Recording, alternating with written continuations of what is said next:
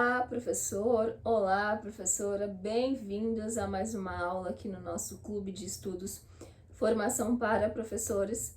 Na nossa aula de hoje eu vou compartilhar com vocês, então já pega aí papel e caneta para você anotar um guia. Na verdade é um guia sobre educação, como é que nós podemos melhorar a nossa formação continuada, mas o que é que nós precisamos ter bem claro para que esse nosso percurso em busca da melhora docente, do conhecimento, seja sempre mais tranquila e mais prazerosa, tá?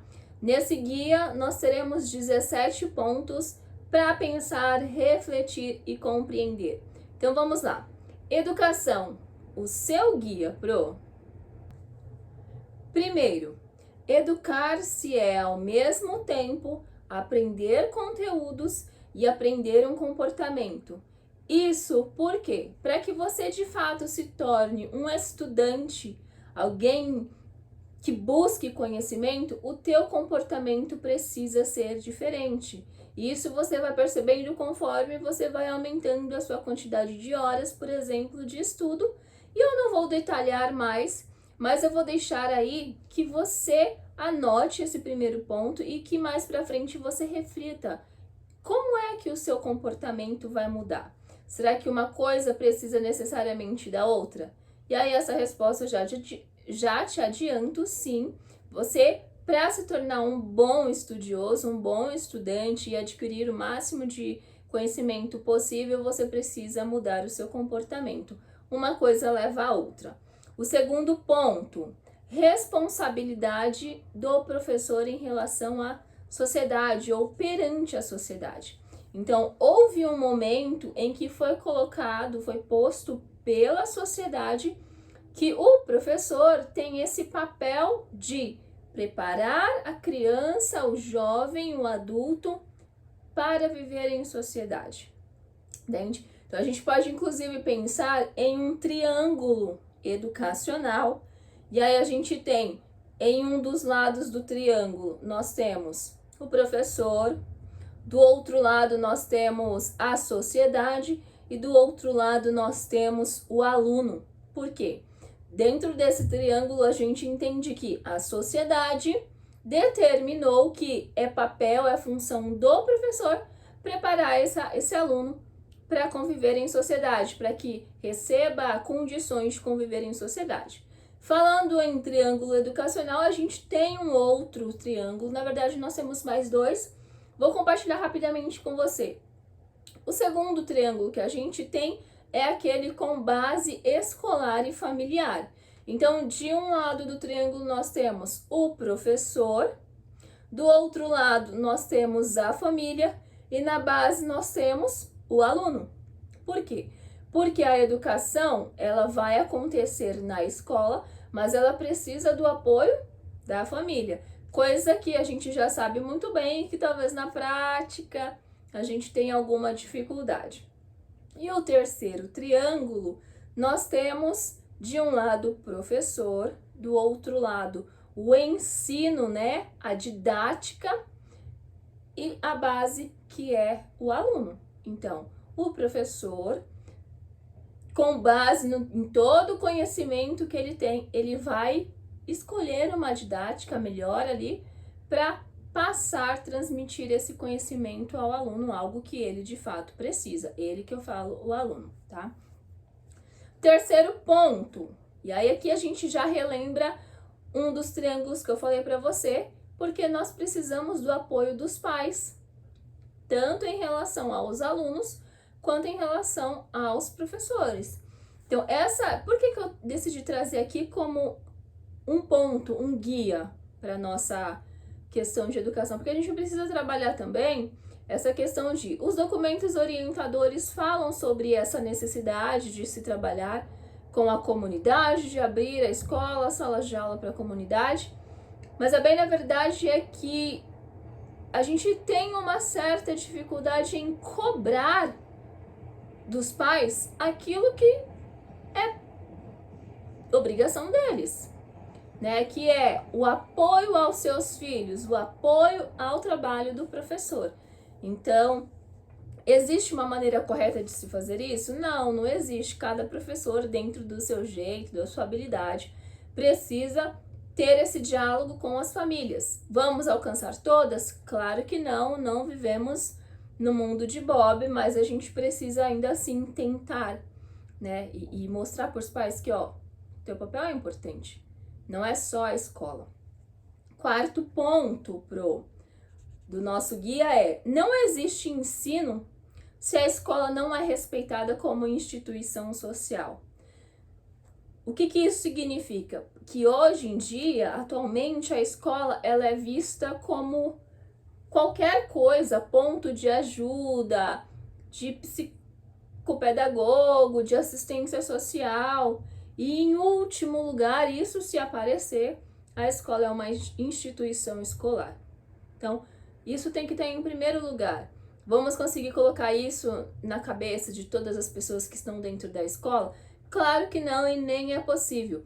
Mas é importante que nós, professor que está ali dentro da sala de aula, nós tenhamos essa consciência de que, olha, aqui é uma instituição escolar e o papel do professor é ensinar aquilo que o aluno tem de necessidade para que ele consiga se desenvolver. Então, veja, os conhecimentos capacitam o indivíduo para compreender melhor o mundo e tomar melhores decisões, tornando-se um adulto de proveito. Então, essa é uma das funções da instituição escolar. Depois, o que temos repetido em nossas aulas? O que a gente tem ensinado dentro das nossas aulas? Porque quando algo é repetido com suficiente frequência, converte-se em verdade. Então aqui, esse ponto vai de encontro com o ponto anterior que eu te falei, que foi, o professor precisa ter essa consciência de que a escola é uma instituição social e que, portanto, precisa desempenhar a sua função, mas a verdade é que já vem há tanto tempo falando que a escola tem que se preocupar com o aluno, que a escola tem que olhar para as suas dificuldades, que a escola tem que olhar para de onde esse aluno veio. Então, assim, a escola olha tantas coisas que acaba deixando ou esquecendo um pouco o que de fato ela tem que fazer. E de tanto falar que a escola é isso e tem que fazer isso, isso tem se tornado uma verdade. E a gente precisa tomar cuidado, porque nem tudo que é repetido é verdade. Mas acaba que de tanto ser repetido com frequência, se torna uma verdade. E aí, nesse caso, vale muito a pena o nosso olhar crítico de professores. Quinto ponto do nosso guia. A verdade é condição para agirmos de maneira virtuosa. Assim, ajudaremos os jovens a se tornarem o que querem. Verdade, nesse sentido, significa o quê, né? A gente pode pensar o seguinte: o que o professor tem feito em sala de aula se ele já não tem mais esse status de conhecedor da matéria? Aí você me pergunta, mas como assim, Lila? Porque veja bem, a gente encontra, e eu falo por mim, falo por você, grandes dificuldades no momento de desenvolver aquilo que a gente tem de desenvolver com os nossos alunos em sala de aula.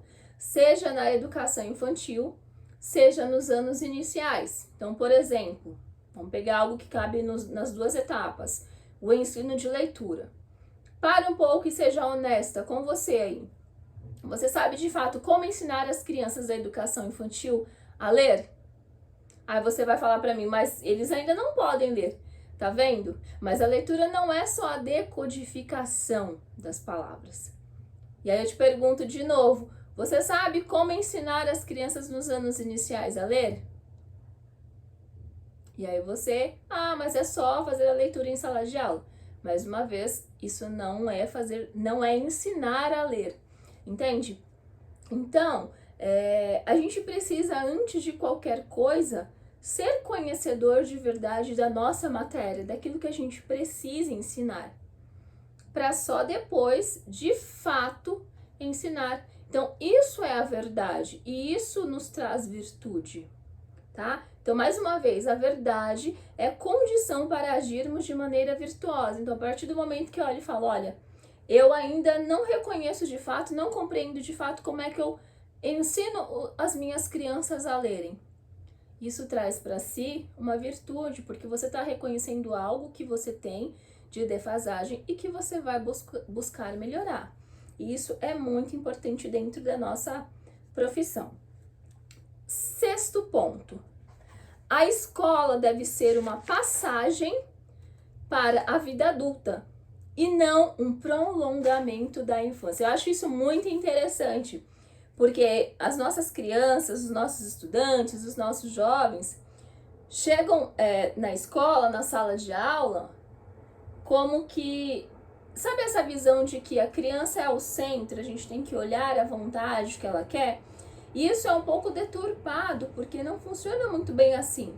Claro, quando a gente pensa em escuta sensível, a gente vai olhar para a nossa criança, vai enxergá-la, reconhecê-la e verificar quais são as suas curiosidades. Mas isso não significa que essa criança tenha um poder 100% sobre nós e que tudo tem de ser feito conforme elas querem. Mas a verdade é que isso vem acontecendo, né? Claro que aqui eu te dei esse exemplo, mas em tantas outras situações. Então, os jovens, eles acabam tendo dificuldade em dirigir os seus atos e possivelmente porque eles receberam uma educação sem exigências. Então, hoje em dia, se a gente decide cobrar do nosso estudante, cobrar da nossa criança algum esforço, alguma atenção, isso é tido como errado, como autoritarismo, quando na verdade é o simplesmente ensinando essa criança como é que ela progressivamente vai se portar na sociedade, no dia a dia. E que a vida não é simplesmente do jeito que ela quer, né? E trocando em miúdos, a vida é feita de frustrações, não é mesmo? Então, a Ana, não sei se você conhece essa autora, e não sei como que pronuncia o nome dela, Hannah Arendt, não sei se é assim, ela chama as crianças de novatos. E que nós adultos precisamos mostrar com carinho como entender o mundo. Então é sobre isso. As crianças, quando lá na educação infantil, elas têm até aquela questão do egocentrismo, porque elas são o centro, né? Tudo para elas, tudo delas. E a verdade é que atualmente as crianças continuam crescendo assim. E quando chega lá nos anos iniciais, finais e até médio, elas continuam assim, infantilizadas. Por quê? Porque em algum momento não foi mostrado para elas, por nós adultos, e aqui agora nós adultos, professores e pais, sociedade, como é que elas devem se portar. Porque, ao contrário do que se fala de que a criança ela se desenvolve e aprende sozinha, é só mais uma falácia, como tudo ela precisa ser ensinada, certo? Sétimo ponto do seu guia, olha só. Onde fica a necessidade do jovem de uma visão moral, cultural e intelectual? A gente precisa ensinar isso aos nossos estudantes, mais uma vez, os nossos estudantes têm a necessidade de uma visão moral, de uma visão cultural, de uma visão intelectual. Se nós não tomarmos cuidado, a gente pode pensar, principalmente ao que se refere à moral, e falar assim, mas isso é o que deve ser ensinado pelos pais. Até certa parte sim, mas algumas coisas a gente acaba ensinando na escola. Por quê? Porque a escola é um exemplo da sociedade, não é? A função da escola não é exatamente preparar o estudante para viver em sociedade. Então ela está dentro da escola porque é como se fosse uma mini sociedade ali. Então ela tem que aprender sim questões morais, questões culturais e, sem pestanejar, questões intelectuais, certo? E aqui a gente consegue lembrar da matriz dos saberes, que fala um pouquinho sobre o que é que precisa ser ensinado aos nossos estudantes. E diante disso, a gente pensa o seguinte: a qualidade do professor constitui o principal fator para o sucesso educativo. Porque se o professor ele não está em permanente formação, ou ele não está buscando conhecer sempre mais, como é que ele vai ajudar os seus estudantes a desenvolver, a alcançar a visão moral, cultural e intelectual? Percebe isso? Oitavo ponto do nosso guia educacional aqui para você, Pro. Veja bem, psicólogos humanistas insistiram que a beleza, a verdade e a justiça são necessidades para o ser humano. Mais uma vez, olha só. Beleza, verdade e justiça são necessidades para o ser humano. Os ambientes não caracterizados por esses valores nos enchem de estresse e nos dão a impressão de viver uma vida degradada. Então, vamos pensar por partes. Primeiro, beleza. E a beleza aqui, eu gostaria de falar para você que ela pode aparecer desde você, o modo como você se veste, como você se porta, o modo como você conversa com os seus pares e com os seus estudantes, certo? A beleza tá aí, porque a gente não pode esquecer que em sala de aula nós somos o espelho das nossas crianças. Então, o que é que você está espelhando em relação à beleza? É realmente belo? Você há de concordar comigo, você não gosta de ver o feio. Você sempre vai parar para olhar e ficar encantado com algo que é belo. Aí depois a gente já pensa na beleza também no ambiente que nós estamos, no caso a sala de aula e maiormente a escola. Depois a gente pensa nessa questão da verdade, aí eu já conversei um pouquinho acerca da verdade. Depois a questão da justiça, o que de fato é justiça, porque a justiça ela não é relativa, ela é uma só, e como é que nós estamos de fato olhando para a justiça, certo? Então, veja, um professor é ou deveria ser um representante da civilização, alguém que tem uma vida intelectual e para quem importa as virtudes intelectuais. Então, olha só. Nós somos representantes da civilização. Isso é muito sério. E a bem na verdade é que grande parte de nós, professores mesmos, não reconhecem isso. Olha para a profissão de professor como se fosse algo mais. Só mais uma coisa. Quando na verdade não. A sociedade nos escolheu para fazer o trabalho que nós estamos fazendo. Então, minimamente, tomemos o nosso lugar de volta, mostremos à sociedade, às pessoas que, olha, eu sou o professor, eu estou tentando contribuir com a melhora, o futuro da sociedade, da cidade, do país. Percebe? Isso é muito intenso, isso é belo, assim, se você parar para ver. E no mais, importam também as virtudes intelectuais, né? Que é aquela questão de um professor, ele precisa ler, ele precisa ser um apreciador de artes. Vai fazer isso sempre? Não, mas seria bom, seria interessante se conhecesse minimamente isso desde a educação infantil. Porque se a gente precisa dar aporte às nossas crianças, oferecer a elas o que elas não têm, então cabe ao professor, né? Apresentar, por exemplo, museus. E hoje é tudo tão mais fácil por conta da era tecnológica, da internet. Concorda comigo, Pro?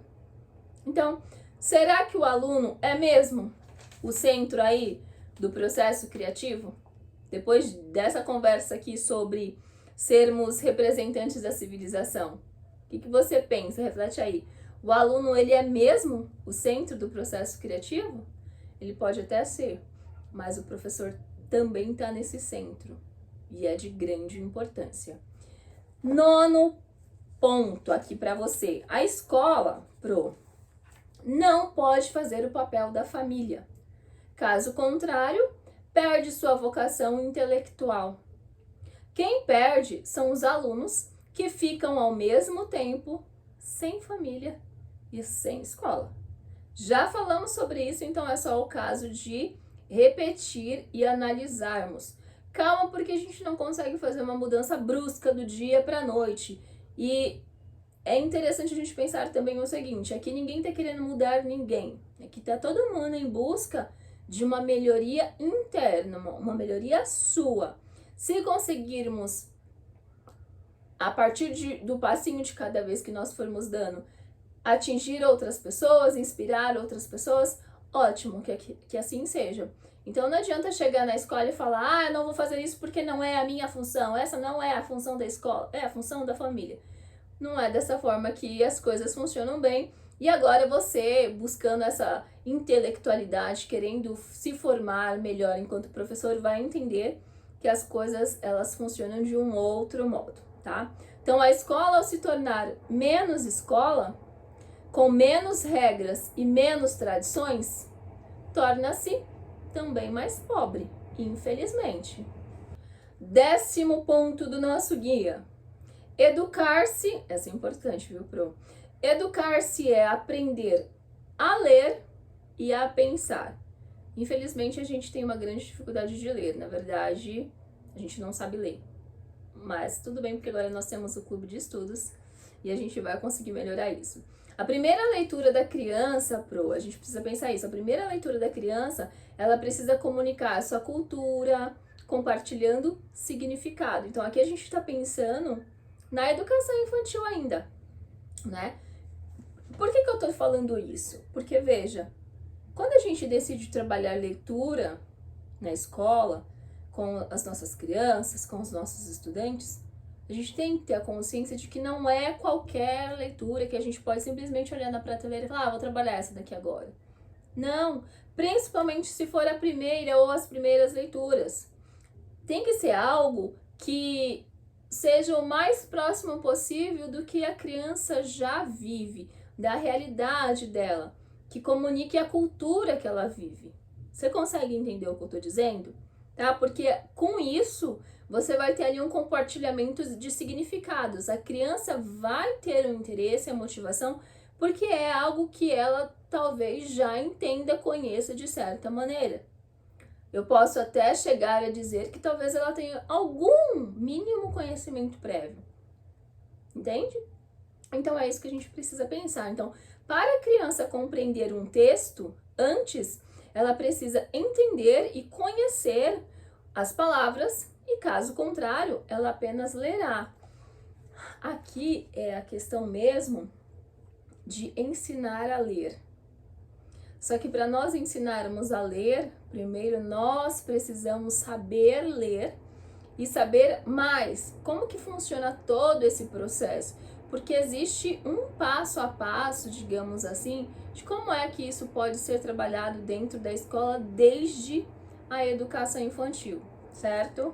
Então o que pode acontecer é o seguinte, agora pensando nos anos iniciais, você pode pegar uma criança lá que já de repente leia, e você entrega na mão dela um livro e fala para ela, leia esse livro.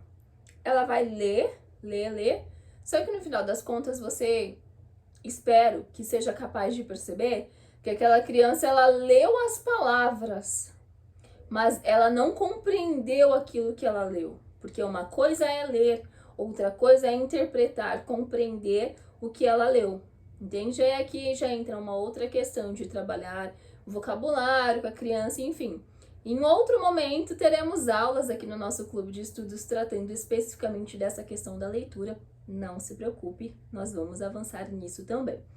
Então, na escola hoje em dia, não se enfatiza o esforço, mas o entretenimento, ou seja, é só o brincar, é só o lúdico. E eu não estou dizendo que é errado o lúdico, imagina, é muito importante, deve acontecer. Mas, paralelamente, precisa acontecer também essa procura e esse incentivo, esse estímulo de que, olha, a criança ela precisa se esforçar, porque senão as coisas não vão acontecer milagrosamente para elas. E aí a gente acaba esbarrando nessa questão de que os professores não só devem ser competentes, como também saber avaliar sua própria competência, que é a questão da metacompetência, certo? A gente tende a estar sempre em busca e avaliando como é que a gente está desempenhando a nossa função. Então aqui a gente está falando da leitura, eu estou ensinando leitura assim. Sempre que possível, para um pouquinho e analisa. Será que eu estou ensinando mesmo? Deixa eu procurar alguma leitura que trate desse assunto para eu verificar. E ali confirmar ou se eu posso agregar alguma coisa. Porque essa é a nossa função. 11º ponto do nosso guia. Estamos quase lá. Bons profissionais aprendem com experiências dos colegas e com os manuais. Assim, vão tendo mudanças contínuas. Olha, acabei de falar sobre a leitura de livros para verificar a nossa competência. Então, isso continua aqui no 11º ponto. Mas também essa questão de o compartilhar com os nossos pares. Nós temos muita dificuldade, de uma maneira geral, de expor o nosso trabalho e falar para o nosso colega, olha, veja aqui, o que você acha que pode ser melhorado? Porque a gente sempre acha que o outro vai olhar aquilo com um olhar maldoso, ou você pode se sentir menos, quando na verdade não. Quando a gente consegue fazer essa troca com os nossos pares, a tendência é que todos saiam ganhando, que todos aprendam. Porque, por exemplo, se você expõe uma aula sua, vamos supor que hoje você decidiu, não tô falando que você tem que fazer isso, mas é só um exemplo e nós teremos exemplos assim aqui no clube. Mas vamos supor que você gravou a sua aula hoje, deixa eu ver como que eu vou me sair nessa aula, gravou, assistiu e tal, e aí você decidiu levar pra formação, pro grupo de colegas. Gente, vamos assistir essa aula.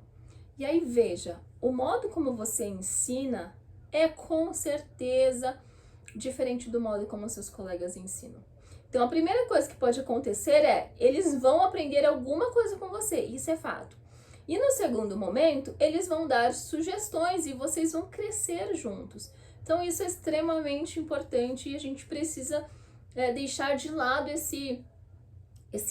essa dorzinha, esse mimizinho de querer compartilhar com o colega e achar que o colega é o meu inimigo número 1.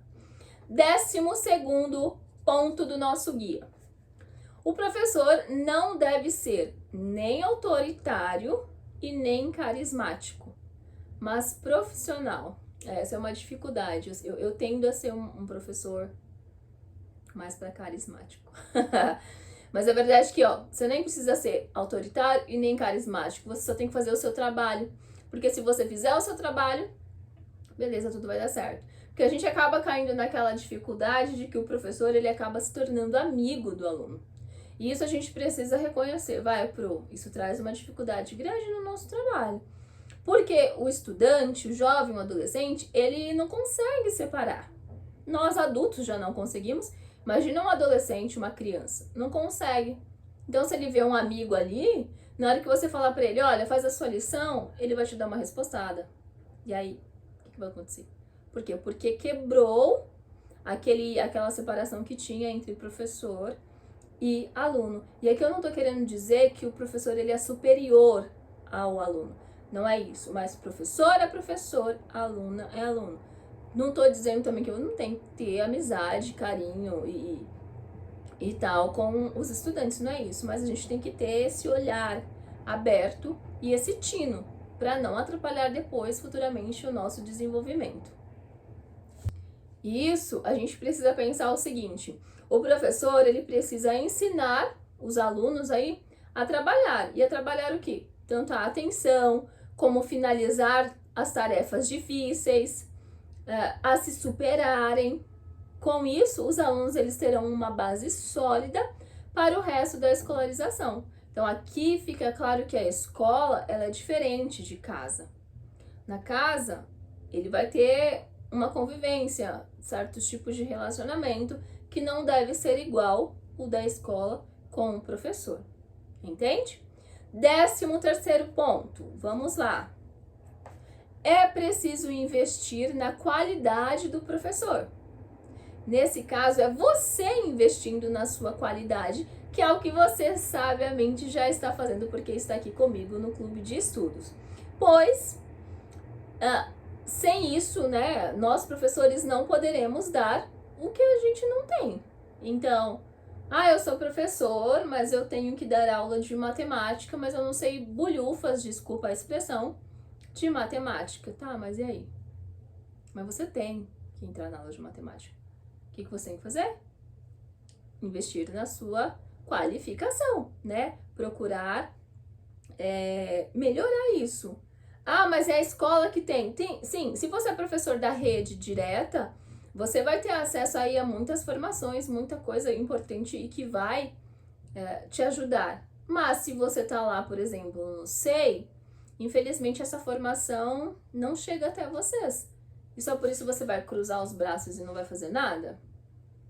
Não, né? Então você vai investir em você, até porque você também sai ganhando.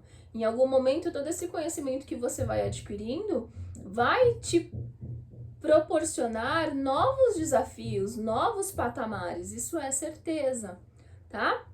Então, o ideal é que os professores creiam na importância da beleza, da verdade e da bondade, porque os jovens realmente necessitam viver cercados por esses valores. Então, mais uma vez, percebe que aqui nós somos frequentemente lembrados aqui nessa conversa sobre o poder e a necessidade de algumas virtudes, porque hoje em dia a gente já não fala mais em virtudes dentro da educação, e isso é triste demais. A gente só perde, não é mesmo? Então, nós precisamos pensar aí nessa questão da beleza, que eu já falei várias vezes, e o quanto a beleza é importante. Você nunca vai comprar algo que é feio, você sempre vai comprar algo que é belo. Se você tiver duas pessoas te oferecendo a mesma coisa, mas uma está bela e a outra está feia, qual que você vai escolher? É automático isso, não é porque você quer, não é porque você tem algum preconceito, não tem nada a ver. É porque é automático, nós somos chamados, atraídos para o que é belo. E depois, verdade, que também já conversamos, e pela bondade. E a bondade aqui não pode ser confundida com ser bonzinho ou boazinha, porque isso cai lá naquela questão de ser carismático. E não é isso que a gente precisa ser. Certo? Vamos para o nosso 14º ponto do nosso guia educacional. A escola, precisa trabalhar com datas fixas para provas e trabalhos. Isso dá ritmo ao ano escolar e são metas que organizam o trabalho tanto do professor quanto do aluno.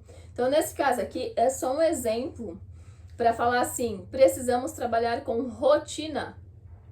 Se a gente está na educação infantil, a rotina é algo extremamente simples e casual. A gente precisa de rotina, né? Porque uma sala com 30, 35 crianças, mas quando a gente avança um pouquinho para os anos iniciais, a gente já não tem tanto essa preocupação da rotina. Muito embora, às vezes, o professor faz lá no início da aula, qual será a nossa rotina? E coloca as aulas que serão desenvolvidas.